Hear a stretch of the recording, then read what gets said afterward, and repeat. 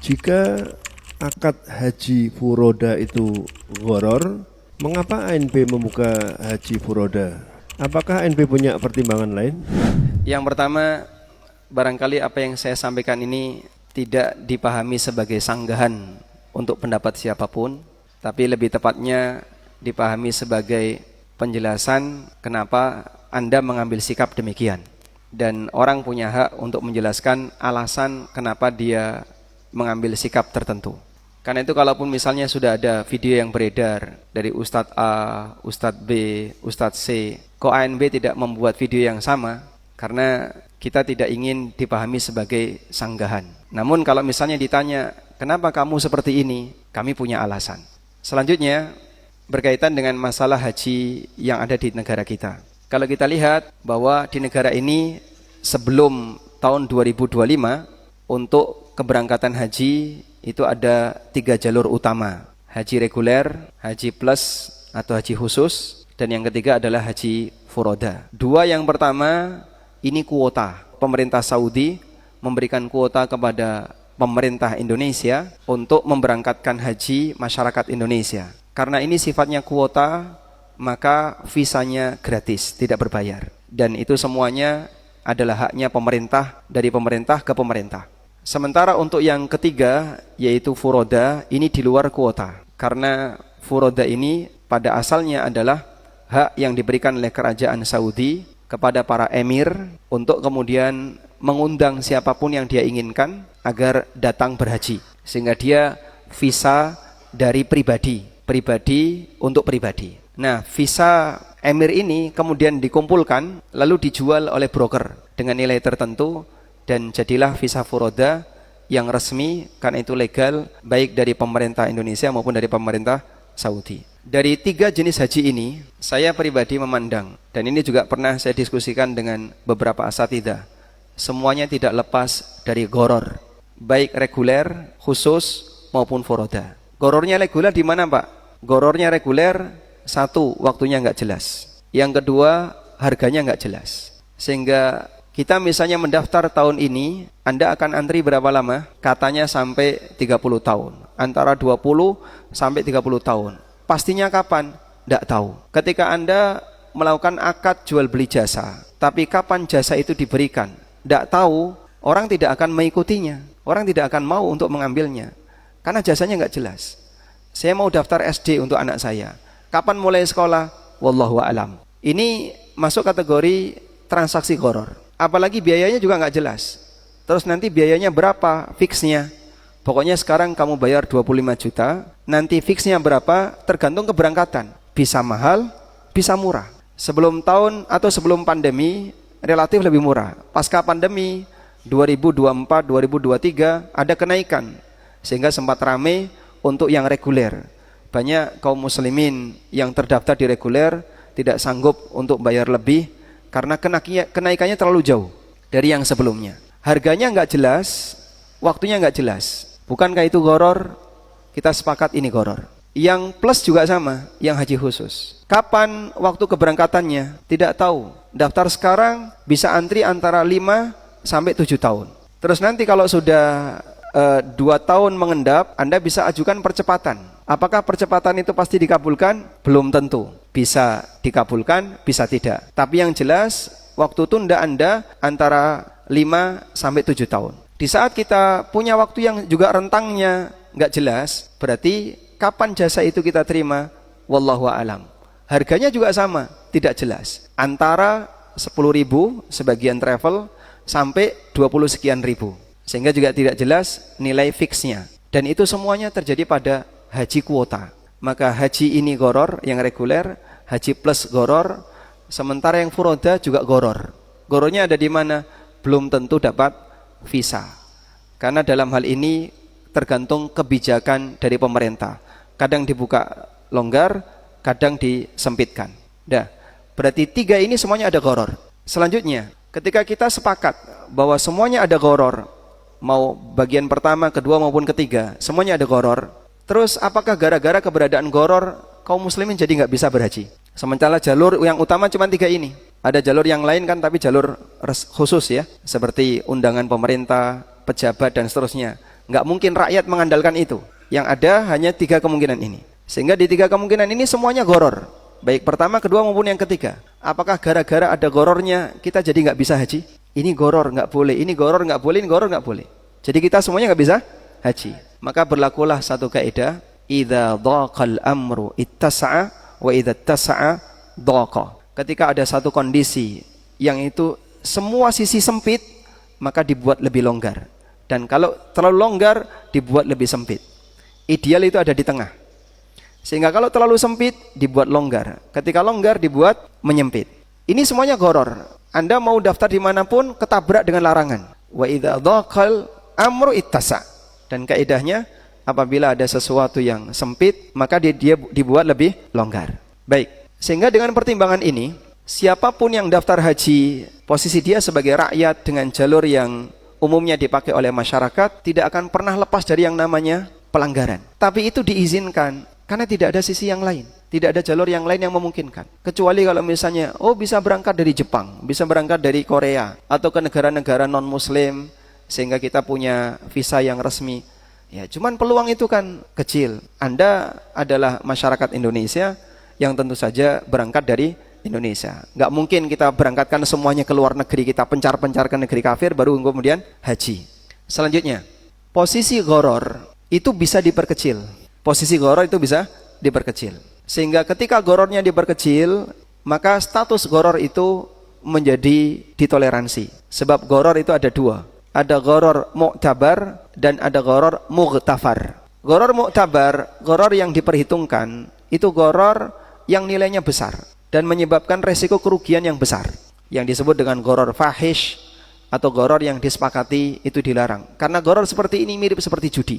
Nah, kemudian ada jenis goror yang kedua, goror yang kecil. Goror kecil itu seperti apa, Pak? Goror yang dia ditoleransi sehingga kalaupun terjadi, orang tidak akan merasa dirugikan besar walaupun ada sisi ketidakjelasan. Baik, karena goror yang kedua ini tidak mungkin bisa dihilangkan. Dalam setiap transaksi yang Anda lakukan, pasti ada jenis goror yang kedua.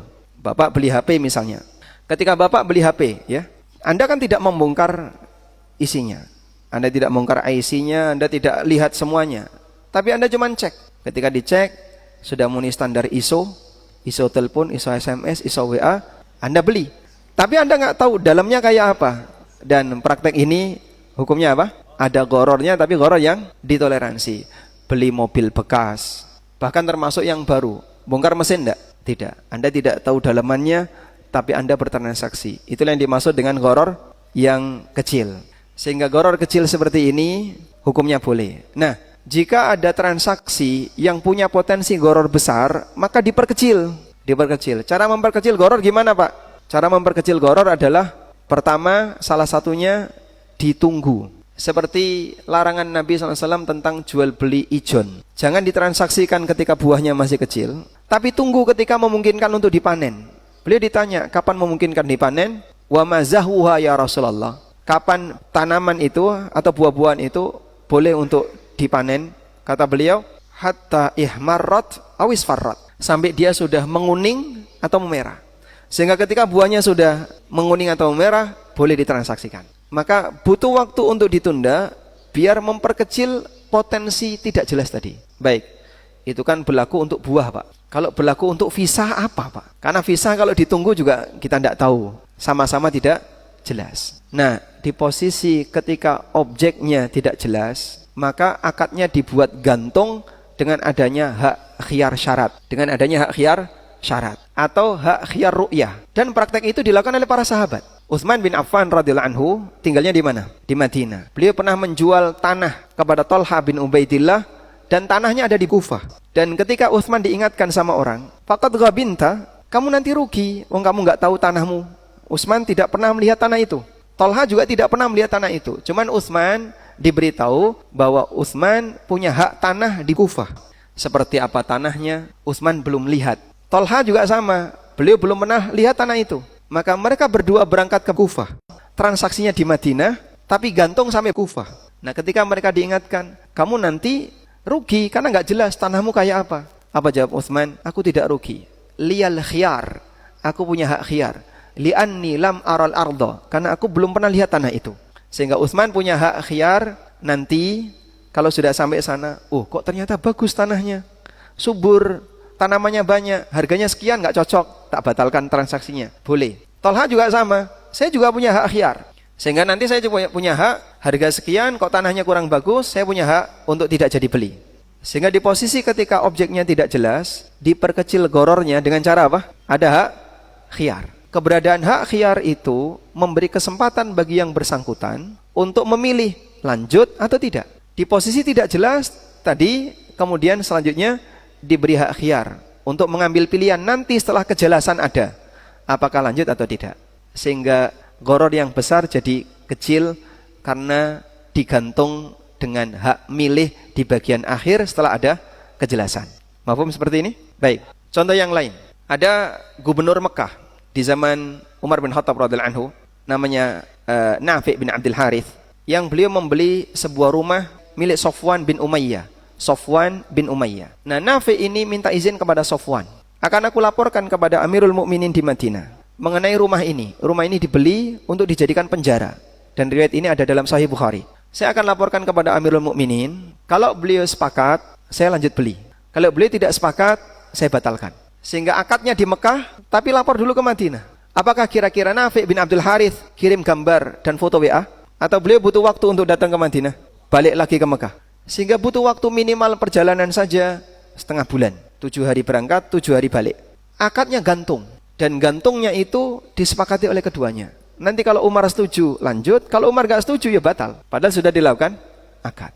Maka yang tidak jelas tadi, apakah lanjut atau tidak, itu dibuat gorornya hilang dengan cara diberi hak khiyar. Nah, inilah yang disebut dengan khiyar syarat. Dan khiyar syarat itu hakikatnya adalah perpanjangan dari khiyar majelis. Akadnya tidak selesai sekarang, tapi nanti kejelasannya besok. Anda akan kami kasih pilihan setelah ada kejelasan. Baik, lalu masih meninggalkan pertanyaan. Di tahun 2022, peluang keberhasilan furoda itu hanya 10%. Menurut informasi. Baik, 2024, informasi yang saya dapatkan, keberhasilan furoda 100%. Mau pakai standar tahun yang mana? 2022 atau 2024? Sama-sama kasusnya furoda. Sehingga kalau kemudian dia menilai hanya dengan menggunakan standar 2022, kenapa Anda tinggalkan yang lebih dekat? 2024 furoda 100%.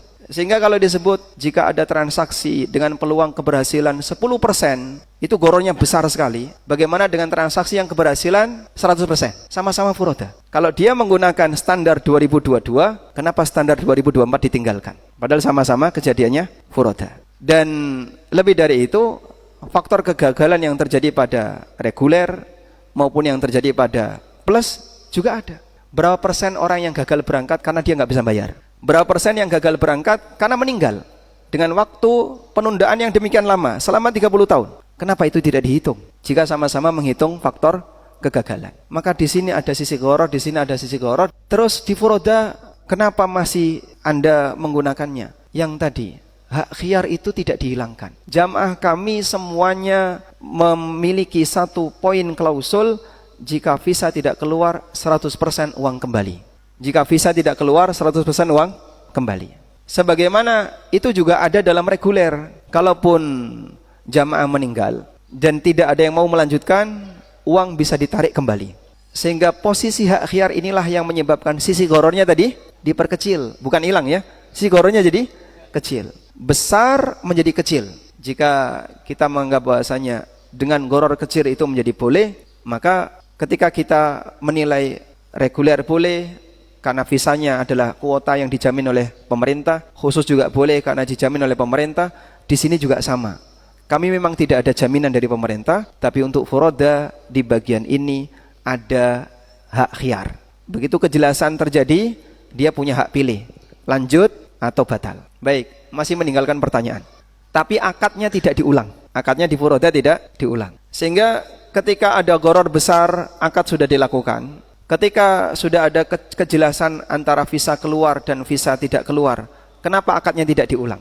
Karena sebagian asatidzah kan mempertanyakan kenapa akadnya tidak diulang. Baik, wallahu alam yang kami pahami, ya, mungkin berbeda dengan sebagian ustadz yang lain. Bedakan antara mengulang akad dengan istishabul hal, mempertahankan keadaan. Mempertahankan keadaan berarti ibqaul aqd, mempertahankan akad. Akadnya tidak diulang, tapi mempertahankan akad yang lama. Mempertahankan akad yang lama, ketika ada kejelasan visa, saya lanjut dengan akad sebelumnya. Sehingga jamaah dalam hal ini sama seperti akad sebelumnya. Karena beberapa sahabat yang tadi melakukan praktek akad, kita tidak mendapatkan riwayat, mereka mengulang. Akad itu gantung. Kalau Amirul Mukminin setuju, lanjut. Apakah diulangi akad atau mempertahankan akad? Yang terjadi, kami tidak mendapatkan riwayat, mereka mengulang akad. Karena keberadaan hak khiyar tadi menyebabkan mereka boleh melanjutkan yang bertahan. Dan itulah yang dimaksud dengan praktek istishab. Istishab artinya mempertahankan keadaan. Keadaan dulu sudah akad, ini lanjut, setuju, lanjut. Begitu visa keluar, mereka lanjut. Memang tidak ada pengulangan akad. Tapi di posisi itu mereka mempertahankan akad lama. Dan bukan syarat harus ada mengulang akad. Wallahu a'lam, ini yang kami yakini sebagai pertimbangan mungkin ditanyakan oleh sebagian jamaah. Kenapa yang sudah jelas ada gorornya tapi tetap dilakukan? Bukan karena kami tidak punya landasan, tapi kami punya pertimbangan sebagaimana yang tadi kita sampaikan. Wallahu a'lam.